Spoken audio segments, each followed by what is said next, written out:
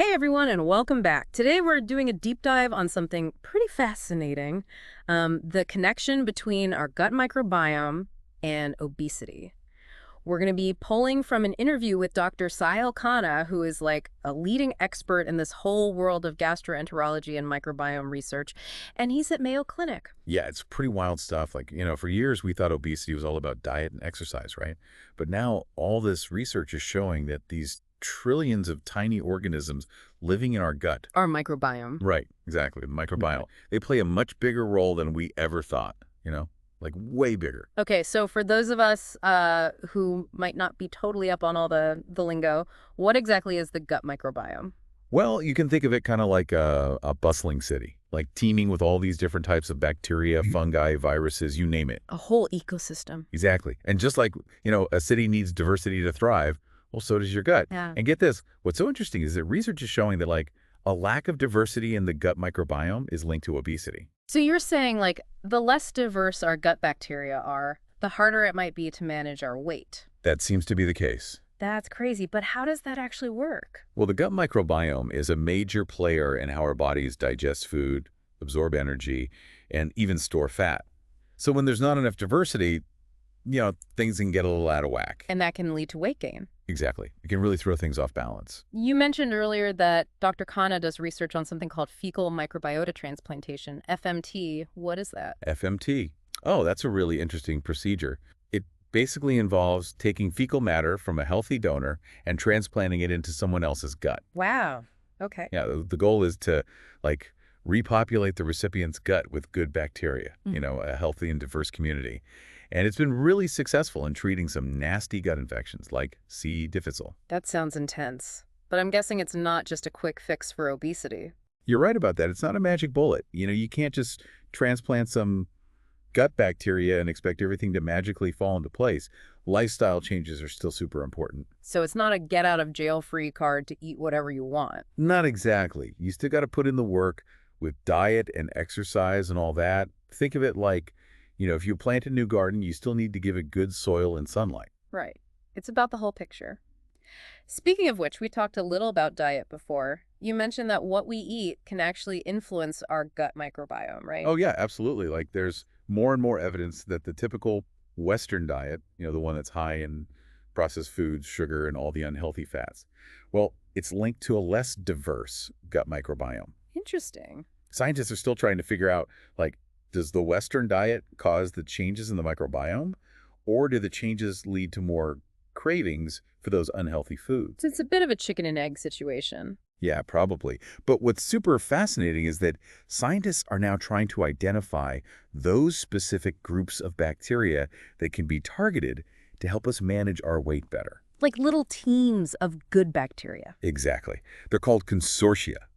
Think of them like specialized workers in your gut, all working together to keep things running smoothly. I like that. So are we talking probiotics here? Probiotics can definitely be helpful, yeah. But there are other things too, like prebiotics. Prebiotics, yeah. Remind me what those are again? Prebiotics. They're basically food for the good bacteria in your gut, like fertilizer for your gut garden. Got it. So they help the good bacteria thrive. Exactly. And the great thing is you can find prebiotics naturally in tons of yummy foods. Fruits, veggies, whole grains, all that good stuff. So it's really true what our grandmas always told us, eat your fruits and veggies. But are we anywhere close to actually being able to manipulate these bacteria, these consortia, to treat obesity? That's the big question. It's still early days, but the research is moving fast.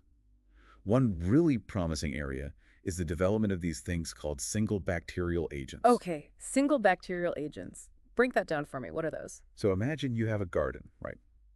And it's overrun with weeds. Probiotics are kind of like adding a mix of different plants and hoping that some of them will crowd out the weeds, right? But with single bacterial agents, it's more like introducing one very specific plant that's really good at getting rid of those pesky weeds. Oh, I see. So it's more targeted. Exactly. They're super specialized. They've been shown to have really specific benefits, like reducing inflammation or improving how our bodies use insulin. Wow. So it's all about precision, not just throwing a bunch of good bacteria at the problem and hoping for the best. But are there any risks with, messing with the gut microbiome like this? That's a great question, and it's important to be cautious. The gut microbiome is incredibly complex, and we're still learning so much. We don't want to mess things up. Right, we don't want to disrupt the delicate balance. Exactly. Sounds like there's a lot more to learn. Oh, absolutely. And it goes way beyond just obesity. The gut microbiome is linked to so many things, from our immune system to how our brains work. It's like a whole new frontier in science. It's incredible. We've covered a lot of ground already, but before we move on, what's one key thing you'd like our listeners to remember from this part of the deep dive? That's a good one. I'd say the most important takeaway is that the gut microbiome is way more powerful than we once thought. It's not just about digestion. It's a key player in our overall health and well-being. I totally agree. And while the idea of manipulating our gut bacteria to treat obesity is super exciting, It is. it's important to remember that lifestyle choices are still fundamental. We can't just rely on some magic pill or procedure. Totally. It's all about finding that balance. Well said. Now let's take a moment to let all this sink in, and when we come back, we'll delve into the fascinating connection between the gut and the brain.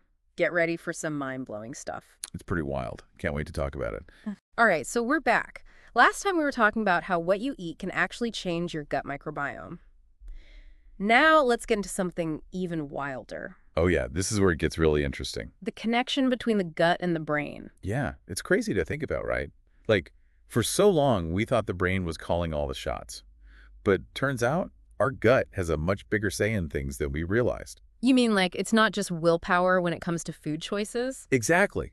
Like, Right. our gut bacteria could actually be sending signals to our brains that are influencing our eating habits. Wait, really? So are you saying my gut bacteria are making me crave that extra slice of pizza? It's possible. Dr. Khanna talked about this study on alcohol cravings, how altering the microbiome actually helped people reduce those cravings. I remember that. So you got to wonder, could we do the same thing for those sugar cravings or cravings for fatty foods? That would be amazing. But how does this communication between the gut and brain even work?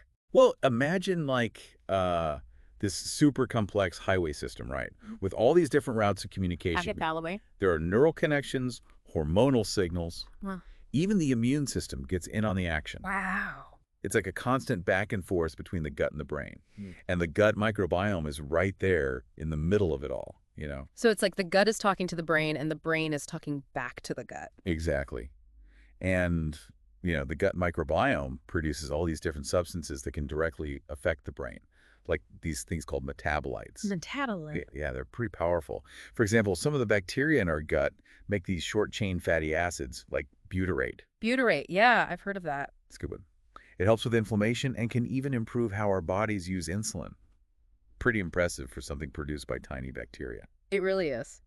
But what happens when things get out of balance? Can a messed up gut microbiome actually cause obesity? Well, that's what a lot of researchers are finding.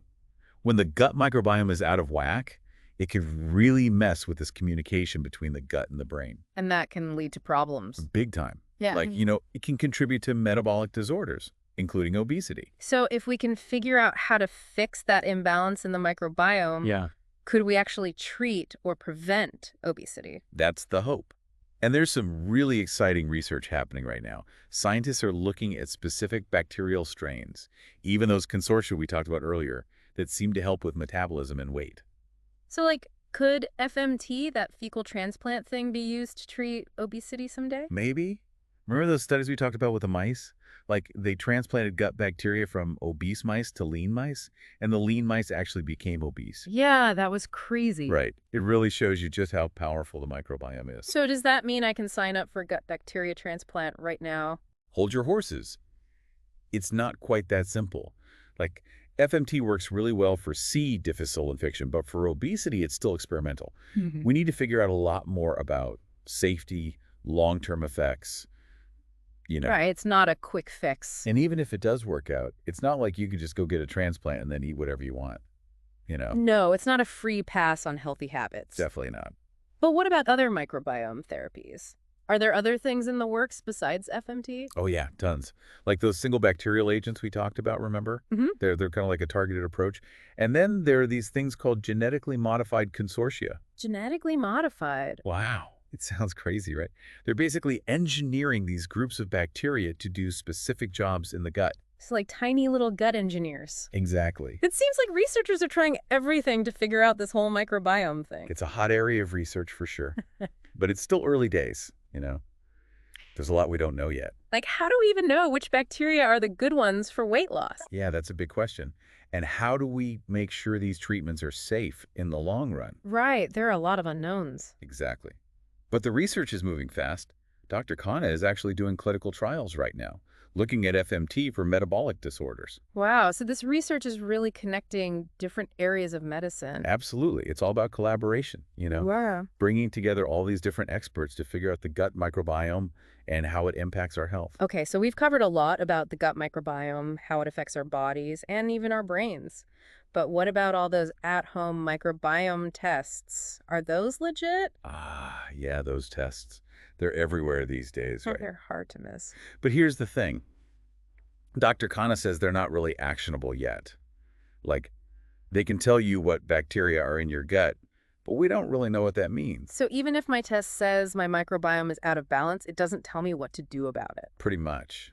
And, trying to interpret those results on your own can be a bad idea. Right, it's always best to talk to your doctor first. So while we wait for the science to catch up with all the hype, what can we do to make sure our gut microbiome is healthy? You know the answer. Eat our veggies. Exactly. Load up on those fruits, veggies, whole grains, all that good stuff. It's the best way to keep those beneficial gut bacteria happy. All right, extra veggies it is. Well, this deep dive has been incredible. We've learned so much about the gut microbiome and how it impacts our health. But we're not done yet.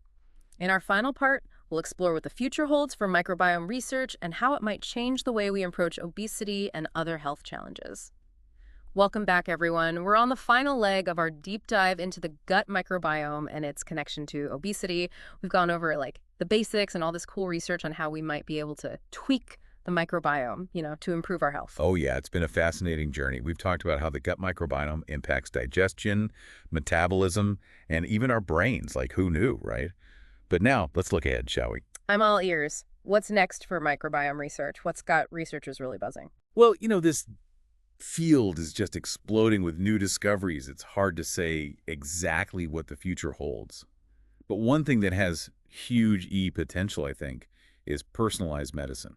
Personalized medicine. That rings a bell. Isn't that about, tailoring treatments to our specific genes? That's a part of it, yeah. But it's bigger than just genes. Imagine, like a future where we can analyze your gut microbiome and actually create a plan, like a custom blueprint to optimize your health. Oh, wow. So are you saying we're moving away from this one-size-fits-all approach in healthcare? Yeah, it's all about getting super specific. That sounds incredible. But isn't that still, science fiction? It might sound futuristic, yeah, but it's closer than you think. Scientists are developing all these amazing tools to analyze all the data from microbiome sequencing. Plus, with AI and all that, they're getting much better at spotting patterns. Oh, wow. So they're not just looking at what bacteria are there, they're actually figuring out what those bacteria are up to. Precisely. That's where the real breakthroughs are happening. Okay, so personalized medicine based on our gut. Doesn't that raise some, ethical questions, too? You're absolutely right, yeah. Like with any powerful new technology, we got to think about the ethical side. Privacy, fairness. Exactly. Yeah. All that. We need to make sure everyone benefits, not just a select few. That makes sense. Okay, shifting gears a bit, is there any particular research area you're especially excited about? I'm really intrigued by all this research into obesity phenotypes. You remember when we talked about the hungry brain versus the hungry gut? Yeah, Dr. Khanna mentioned that, didn't he? He did. It's this idea that not everyone who struggles with weight has the same underlying cause. So two people, same BMI, but totally different reasons for their weight. Yeah. It could be that their brains are wired differently, like the control center for appetite is just, off kilter. Right, the hungry brain. Exactly. But for some people, it might be that their gut microbiome is just super efficient at extracting energy from food. The hungry gut. Yep. That's a really important distinction. And it changes everything when it comes to treatment. Like, instead of this generic eat less, move more advice, we could actually target the problem. Right, because what works for one person might not work for another, right? Exactly. Imagine, we analyze your gut microbiome and we can actually pinpoint whether it's your brain or your gut that's driving your weight. Then we can give you the right advice. Oh, wow. So you're talking about personalized nutrition plans, maybe even different medications? Yep, all of that. Even, specific microbiome-based therapies like that FMT we talked about. That would be incredible. Right, it would totally change the game. And, it goes beyond just obesity too. Researchers are also exploring how the gut microbiome is linked to, like, our mental health. Wait a minute. Are you saying our gut bacteria could affect how we feel, like our mood? You got it. It's this whole new frontier in brain science. They're finding that the gut microbiome plays a role in depression, anxiety, even autism. I had no idea. So what's the connection there? Well, like one study, for example, found that people with depression often have a less diverse microbiome compared to those without depression. Oh, wow. And there are even some, early studies that suggest that changing the microbiome, like with probiotics or FMT, could actually have benefits for mental health. That's wild. It seems like there's a new discovery about the microbiome every day. It's amazing. It really is. Well, we've covered so much in this deep dive, and I feel like we've only just scratched the surface. But before we wrap things up, what's the one thing you really want listeners to remember? Hmm. I'd say the biggest takeaway is this. The gut microbiome is a powerful force in our health. Like, it's involved in almost everything. And we're just starting to understand how it all works. But the good news is there are things we can do right now to take care of it. Totally. We've talked about all this cutting edge research, but at the end of the day, it really comes down to the basics, right? Yeah, it does. Like eating lots of fiber from those fruits, veggies, and whole grains. Exactly. It's such a simple thing, but it makes a world of difference. All right, everyone, that wraps up our deep dive into the fascinating world of the gut microbiome. We've learned a ton about how it impacts our health, from our weight to our mood and so much more. And the research is moving so fast, who knows what amazing discoveries are just around the corner. But remember, you don't have to wait for the next big breakthrough to start taking care of your gut health. Those simple, everyday choices, like what you eat, can make a huge difference. So keep exploring this fascinating field, stay curious, and most importantly, be kind to your gut. Until next time.